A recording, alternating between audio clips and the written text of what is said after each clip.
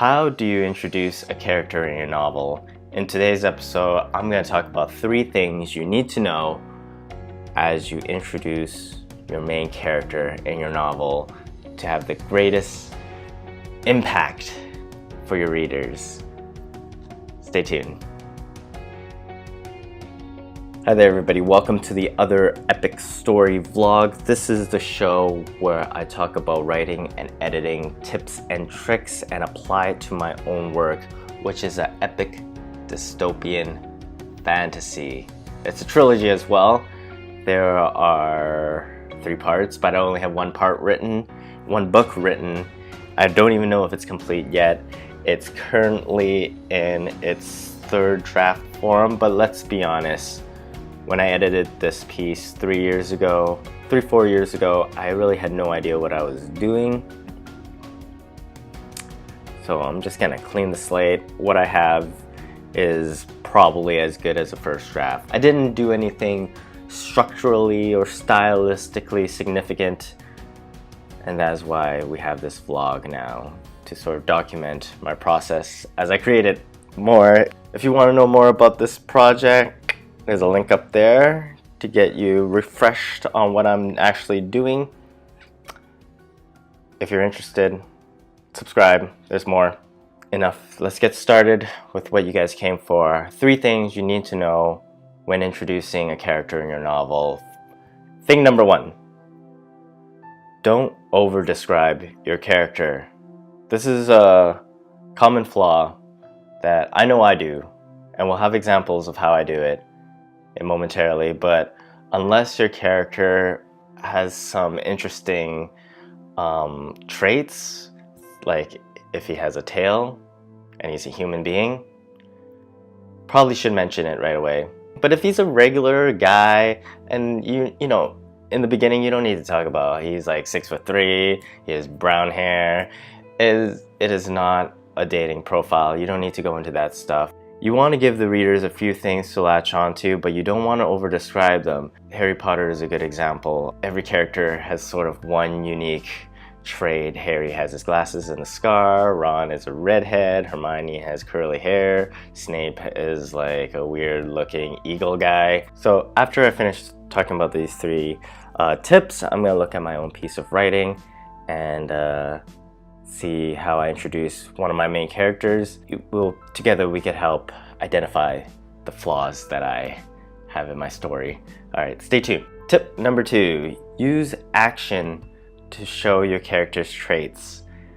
You want to put your character in a scenario where the things he does shows more about his characteristics than you just describing him. It's like, oh, he gets angry when, you know, people yell at him. Instead of just saying that, put the character in a scenario where he's getting yelled at, and suddenly you show that, oh, he's yelling back, he's angry. That's a much better way to sort of introduce your character, as opposed to just saying, yeah, here is Bernard. He is a regular guy, 6'5", and every time people yell at him, he gets angry. That's not as interesting. Tip number 3 when introducing a character is allow the character to be engaged with his or her flaws or struggles.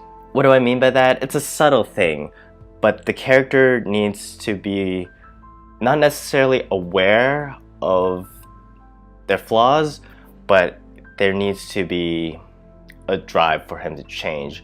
If, for example, my character gets yelled at and he's always angry and he reacts in this self-destructive manner, we could see that this character is a hothead and that's a flaw. He needs to change that. That's something he's struggling with. People don't respect him. He's not a guy that's in power. And just introducing that at the beginning, and then your reader will sort of cling on to that a little bit, and that just, as the story goes, there's a visible change that happens, and this character finds inner peace within himself and doesn't care about what other people think of him anymore. Even when people yell at him, which inevitably happens, he just brushes it off and he becomes a better person. So those are 3 tips to help you introduce your character properly. Now let's listen to this passage here and see which 3 tips I can sort of apply to help me introduce this character a little bit better. Alright? Oh, and one more thing. This passage is from the first chapter. If you want to listen to me read the whole thing in full, click up here. I'll have the links to it. Yeah, always happy to hear your feedback on the whole piece if you do happen to listen to it. Anyways, here's this passage. So let's take a listen and see what we think of it, alright? Bernard Barnwell didn't sit and diagram a defense. Perhaps he could sharpen knives, light torches, and gather folks to stand guard. But what good would that do if the thing ended up eluding them anyways? There was a quality to Barnwell that gave people comfort. Perhaps it was his burly size that ensured security. Maybe it was his confident manner that they trusted. Or it was simply his defiant pride and leadership that made him the person people approach when there was trouble.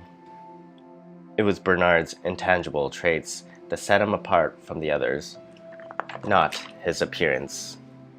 In a place where everyone shuns from sight because of trepidation, it's the manners that makes the man. And Bernard was a solid, diligent, pensive man.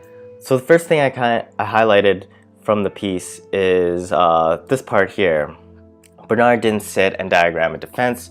Perhaps he could sharpen knives, light torches, and gather folks to stand guard. But what good would that do if the thing ended up eluding him anyways?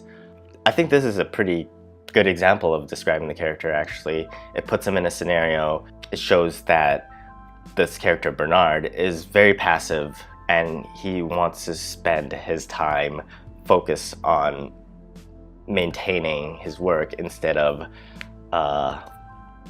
battling this outside force. So the idea is that there's this creature that comes into his town and steals his food. He's a farmer, he works really hard.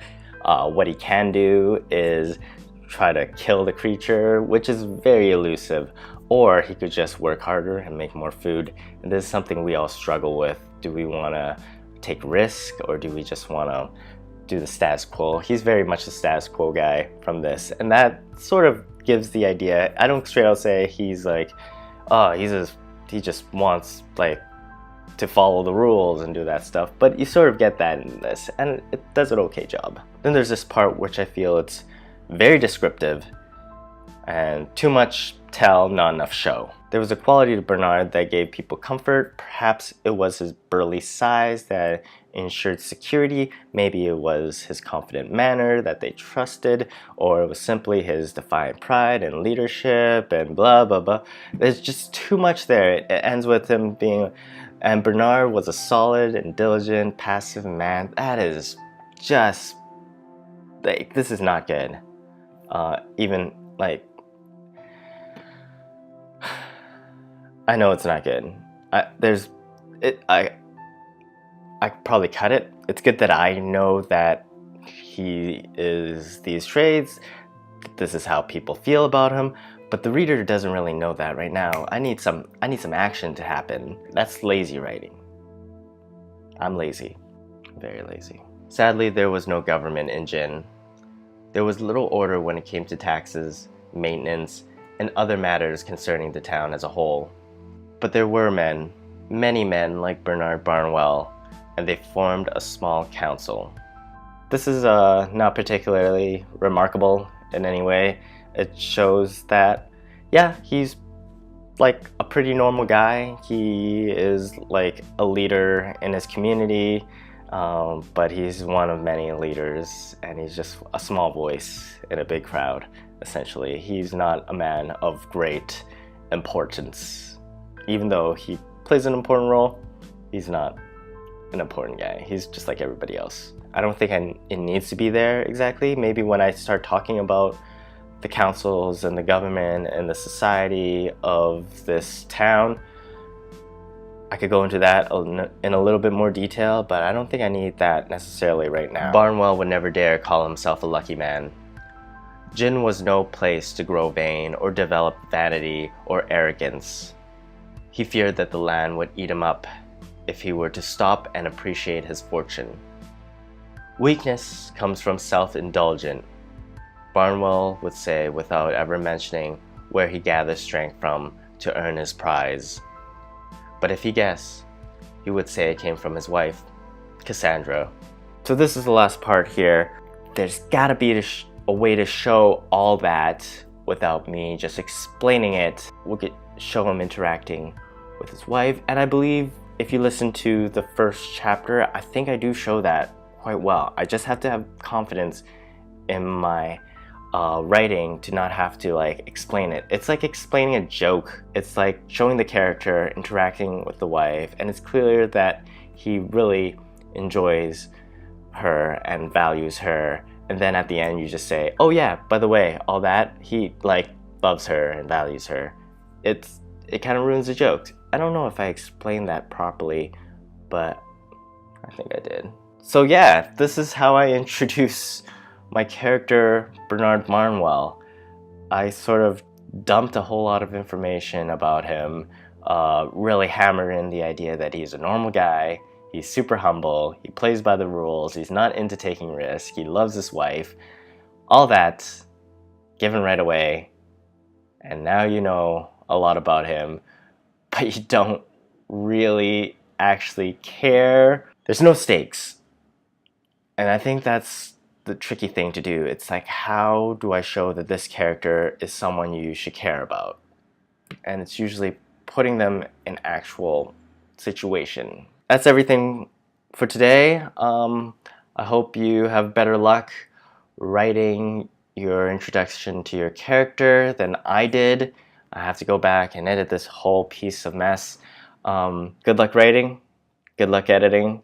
I'll talk to you guys next time. If you like what I'm doing, please hit the like button, hit subscribe. It helps me get that sweet, sweet dopamine hit that I so really need.